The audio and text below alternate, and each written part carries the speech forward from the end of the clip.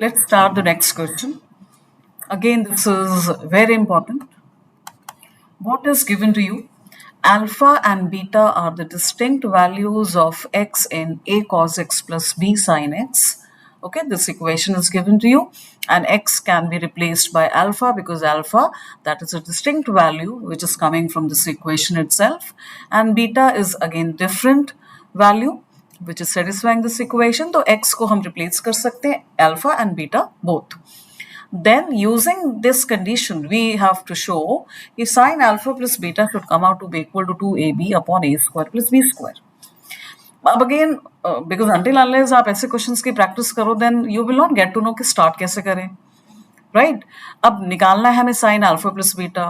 Even we can't start like that कि sin alpha मैं formula लगा दूँ sin a plus b का sin a cos b plus cos a sin b. तो I told you many times कि randomly कुछ भी शुरू नहीं करना है कि हाँ जो फॉर्मूला दिख गया शुरू कर दिया. We will not come to this result. आएगा ही नहीं आंसर. तो एक प्रॉपर एक वे होता है, वो आएगा प्रैक्टिस से. आप कहेंगे हमें कैसे समझ आएगा फर्स्ट अटेम्प्ट में. तो that's why we always keep saying in our classes, right? जब भी क्लास में हम पढ़ा रहे होते हैं तो बच्चों का सबसे पहला ये थॉट होता है कि दे गेट स्टक. तो जो बच्चा प्रैक्टिस रेगुलर प्रैक्टिस करेगा, that child will never, I mean, such kind of children will never face such kind of situation कि उनको स्ट्राइक ना करे कि करना कैसे है, स्टार्ट कैसे करना है क्वेश्चन. ओके, तो practice is very important in subject maths. तो चलिए स्टार्ट करते हैं. If alpha and beta are the solutions of the equation a cos x plus b sin x is equal to c, तो x को पहले आप alpha से replace कीजिए. तो फर्स्ट इक्वेशन आपकी आएगी a cos alpha plus b sin alpha is equal to c, call it 1. And beta को रिप्लेस करेंगे तो आएगा आपका a cos beta plus b sin beta is equal to c. Now we can see that only one thing is visible to us जो हमें यहाँ तक answer तक लेके आएगा. What is that? Subtraction. First of all subtraction. अब आप कहेंगे why there is the need of subtraction? Because I am going to use आप रिवर्स चला कीजिए कि how we will get to know कि कैसे आएगा ये आंसर, क्या फॉर्मूला, राइट? अगर हम सब्ट्रैक्शन कर रहे हैं तो उसके बाद हाफ एंगल लगेगा, तो जैसे ही हाफ एंगल आप अप्लाई करेंगे तो ये एंगल हाफ हो जाएगा. You can see that. और अगर आपको पहले देखना है तो आप डिफरेंस करके देखिए. जैसे ही हमने सब्ट्रैक्शन करा, राइट, सब्ट्रैक्ट, तो दिस वुड बी कैंसल्ड. यहाँ पे तो जीरो आ गया, यहाँ से ए कॉमन आ जाएगा. cos alpha minus cos beta, यहाँ से b कॉमन लीजिए.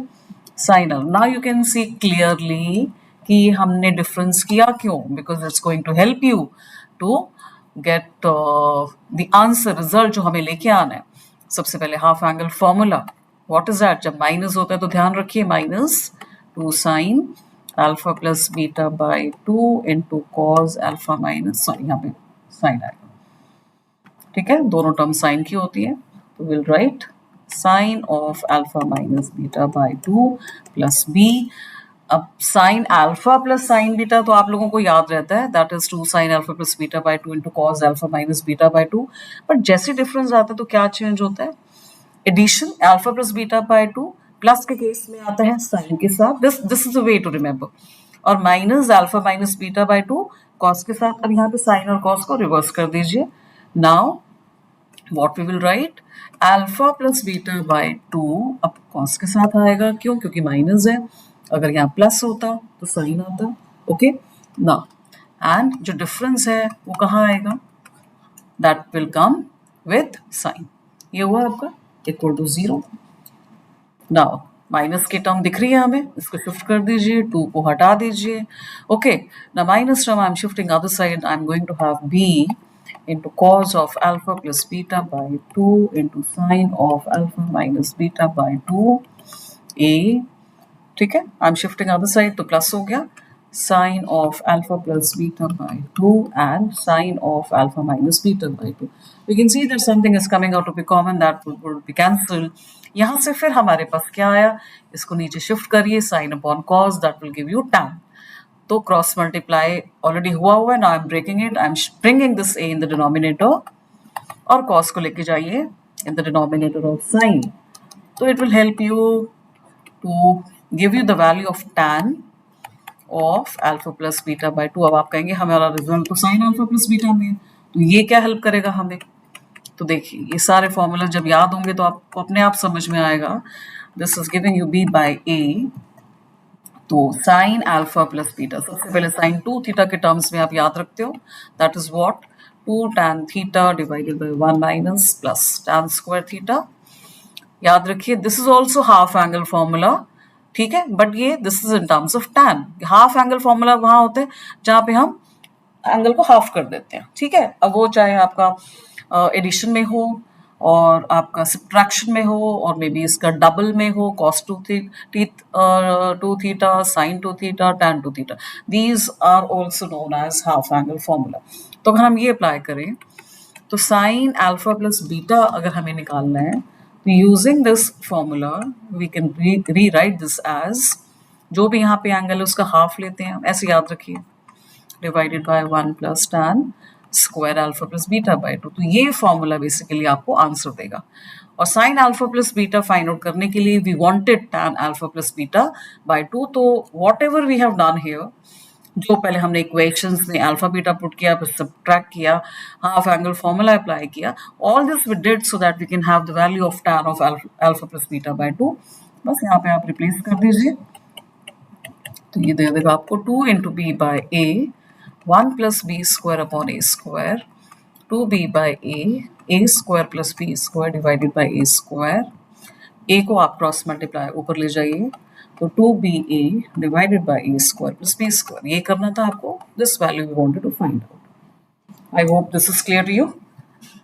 चलिए come to the next one. This is again solve example of NCERT. Solve example होते हुए भी जब एग्जाम में हम पेपर में क्वेश्चन देते हैं बच्चों को स्कूल में, तो बच्चों से नहीं होता। सॉल्व एग्जाम्पल सामने आपको स्टेप्स दिख रहे हैं, then also you not able to understand. क्यों? क्योंकि आपने रेगुलर प्रैक्टिस नहीं की, आपको फॉर्मूला याद नहीं किया, सुपरफिशियली जस्ट एग्जाम से पहले 2 दिन पढ़ाई करके आप चले गए, and that definitely is not going to help you.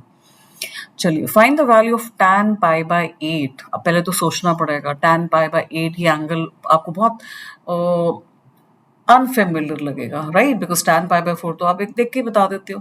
What is are 45? तो पाई बाय 8 क्या है? Pi by 8 is basically what, pi by 4 का जब आप एक बार और डिवीजन करते हैं तो आपको क्या मिलता है?